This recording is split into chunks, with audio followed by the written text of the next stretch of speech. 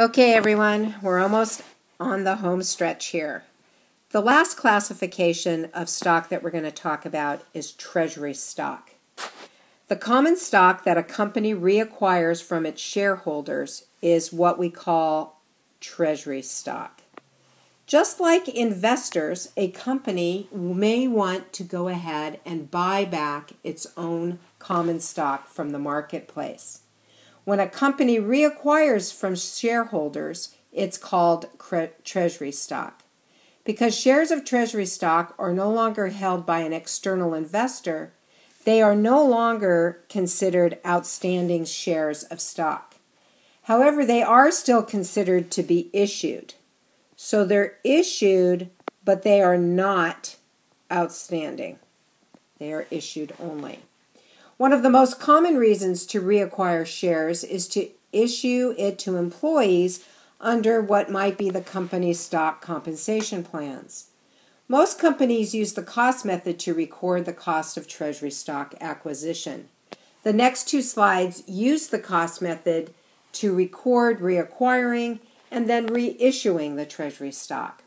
We've been talking about Apple a lot here in this segment, and that's because it's been busy the last couple of days after its quarterly announcements.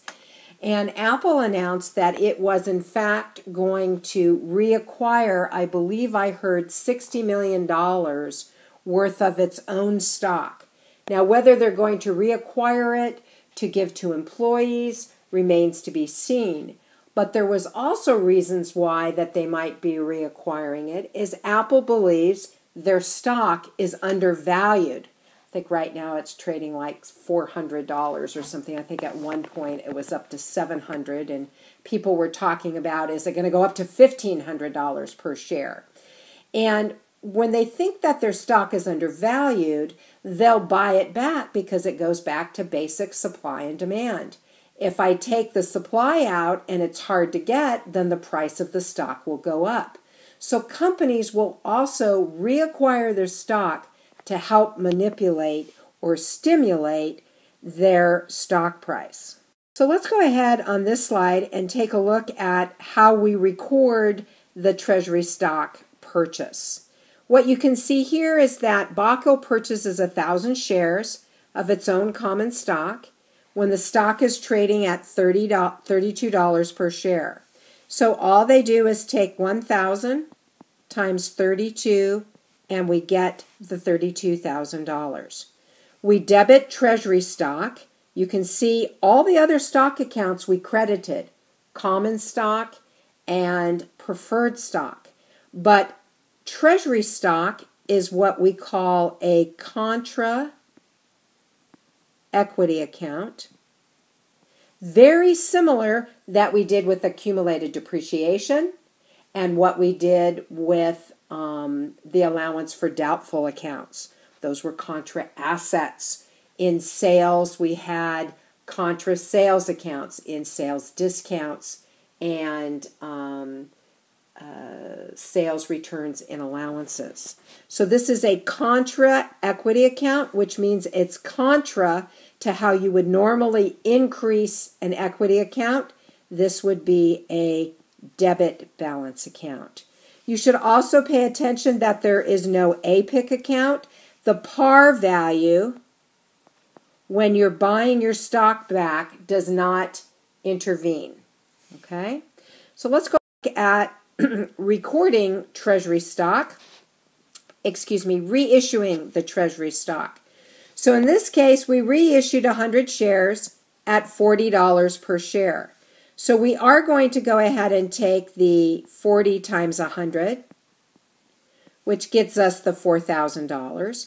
And you can see here, we're going to take out of treasury stock at what we bought it back at. Not par, but what we bought it back at. And then the difference goes into the APIC account, the difference. So what we're going to take out of treasury stock is what we put into it. So remember, we bought these at $32. So before we go on, I want to quickly take a look at an exercise in the textbook on page 269.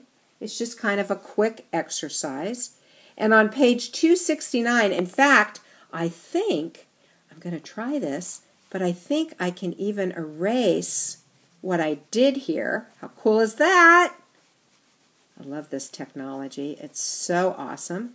I don't know if you guys know, but I've been using a product called Explain Everything. It's an iPad free downloadable tool, and it's just been working great. So we're going to go ahead and take a look at page 269. Page 269. And we're going to kind of use what we have here, but change the numbers.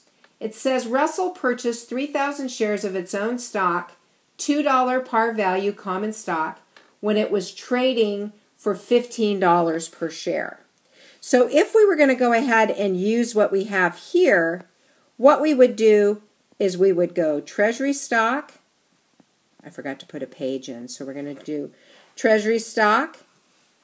And I believe $15 times 3 is $45,000. And we would credit cash for $45,000. Pretty straightforward. So when you report treasury stock on our balance sheet, you'll see here that it reports it at cost. It also reports the number of shares that it has reacquired, and you can see here that it's a subtraction from total equity. It's a subtraction. Okay. Last but not least, I want to introduce what we call this a ratio, and it's one that you're going to see fairly often. You can see here it's called earnings per share. Whenever you hear the term EPS, that stands for earnings per share. The way that you come up with that is you take the net income, which is going to come from your income statement, and then you take the average number of common shares outstanding. So just like all the other accounts, you take the beginning shares outstanding plus the ending shares outstanding, and you would divide it by 2. Here you can see that the earnings per share was in fact 2.17 or $2.17 per share. So for every for the net income equated to every shareholder earning $2.17 per share that they owned. So I'd like to take this time and thank all of you for hanging in here this semester with these 3 blended learning segments. I'm anxious to hear your feedback. I saw excellent results both on the quizzes and the test, and so I do believe that it is a valuable tool, but I will be reaching out with a slight survey before the end of the semester to get any pointers that you may have for perhaps making it even more valuable than it already is. I'll see you all on Monday.